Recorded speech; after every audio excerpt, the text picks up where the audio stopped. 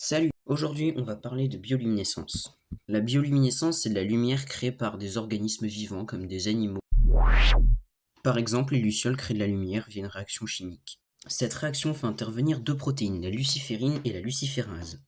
Les deux protéines s'assemblent pour former ce qu'on appelle un complexe. Ce complexe s'oxyde et devient instable.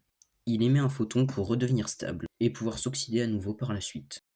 C'est bien beau de savoir comment ça fonctionne, mais il faudrait maintenant savoir pourquoi les organismes vivants ont besoin de produire de la lumière. Les lucioles s'en servent par exemple pour attirer les mâles lors des parades nuptiales. Les baudroies, elles, s'en servent pour attirer leur proie. Celles-ci ne produisent pas elles-mêmes leur lumière, mais ce sont des petits organismes situés ici qui produisent leur lumière. D'ailleurs, seules les femelles baudroies émettent de la lumière pour attirer les mâles.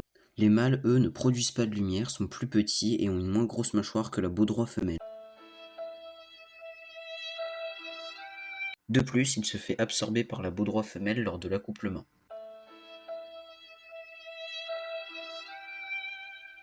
La lumière peut leur permettre de se camoufler, comme l'Argyropellecus, qui envoie sa lumière vers le bas pour compenser son ombre et devenir invisible de la surface. Mais il y a encore plein d'autres organismes qui produisent de la bioluminescence, comme des méduses, des poulpes ou encore même des champignons. La majorité des animaux bioluminescents se trouvent dans l'eau.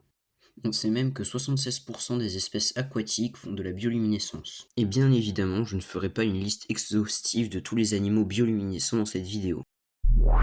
Les plantes ne font pas naturellement de la bioluminescence, mais les chercheurs ont réussi à créer des plantes génétiquement modifiées bioluminescentes, en insérant des gènes responsables de la bioluminescence naturelle dans des plantes. Mais vous vous demandez sûrement à quoi ça sert. Eh bien, cela pourrait servir à remplacer les lampes et à éclairer sans utiliser d'électricité. Il y a même des projets de routes éclairées par des arbres bioluminescents, et là, certaines personnes pourraient se demander d'où vient la lumière de certains bords de plage. On pourrait d'abord penser que les lumières présentes sur les plages sont dues à des algues, mais en réalité, elles sont dues à un crustacé appelé Vargula hilgendorfi. Voilà, c'est la fin de cette première vidéo, j'espère qu'elle vous a plu et que je vous ai éclairé sur le sujet.